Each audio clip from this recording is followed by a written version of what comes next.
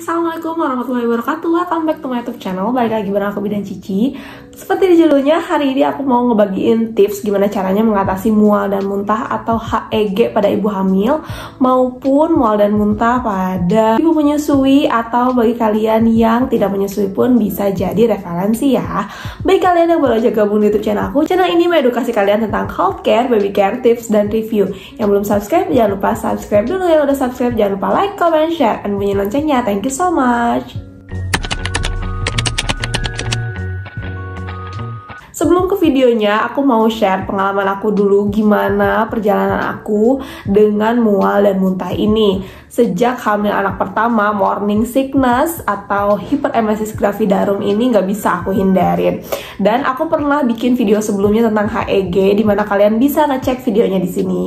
Dan alhamdulillahnya aku tidak sampai dirawat ke rumah sakit. Memang dari sebelum aku hamil, dari sebelum aku menikah pun, aku mempunyai masalah dengan lambung karena aktivitas aku sebagai seorang tenaga kesehatan yang nggak bisa teratur makannya karena dinas malam dan juga paginya itu biasanya dibanding sarapan aku lebih memilih untuk tidur, which is itu pengaruh banget sama aku sampai sekarang. Karena aku lumayan akrab nih sama masalah lambung ini, insya Allah aku akan ngebagiin tipsnya menurut pengalaman pribadi aku ya.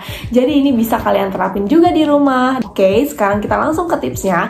Tips yang pertama yaitu kalau misalnya kalian emang tim yang nggak bisa banget nih makan dengan teratur, oke, berarti kalian harus menyiapkan makanan-makanan yang sedikit tapi sering, kayak cemilan-cemilan gitu, biar perutnya nggak kosong banget. Nah, itu salah satu tipsnya biar si lambung kita masih tetap bekerja. Yang kedua yaitu minum air putih yang cukup, jadi jangan sampai kekurangan minum. Karena apa? Kalau misalnya udah mual dan muntah, udah hiperemesis gravidarum, itu harus cukup minum, menghindari dehidrasi atau kekurangan cairan tubuh.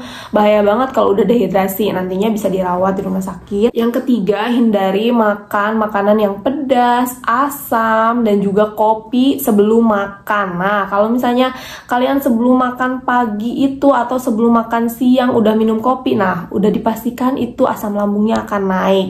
Dan juga jangan sering-sering makan makanan yang terlalu pedas dan juga asam, itu juga bisa mengakibatkan asam lambungnya naik atau perutnya jadi melilit gitu ya. Tapi biasanya kalau ibu-ibu hamil itu enak banget ya makan makanan yang asam dan juga makan makanan yang pedas biar segar.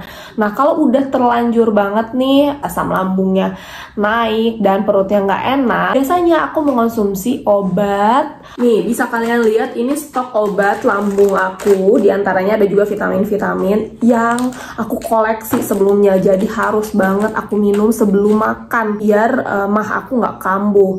Dan juga pas pengobatan untuk HEG. Tapi tahu nggak sih, setelah aku ketemu produk Freshma ini, aku udah nggak lagi minum obat-obatan ini. Kalian bisa lihat obat-obatannya masih penuh.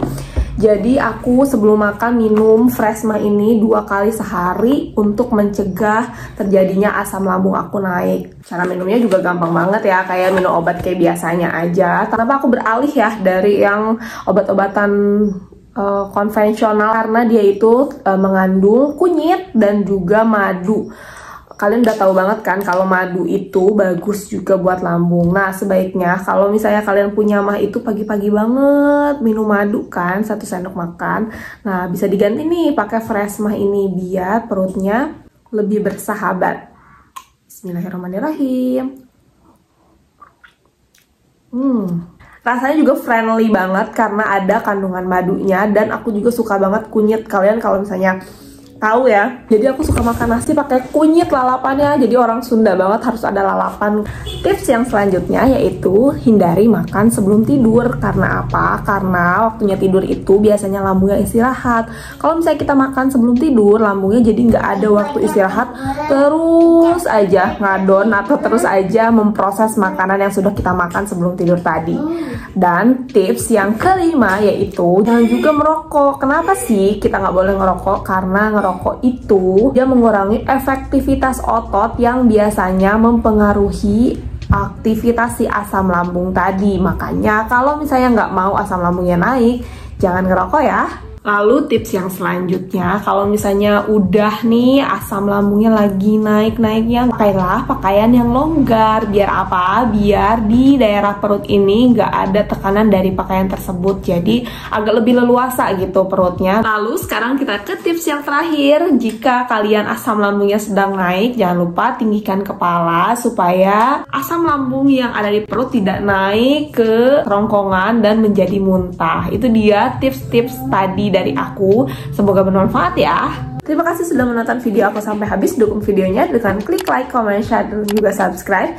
Jangan lupa bunyi loncengnya untuk mendapat update video-video terbaru. Terima kasih. Wassalamualaikum warahmatullahi wabarakatuh. See you.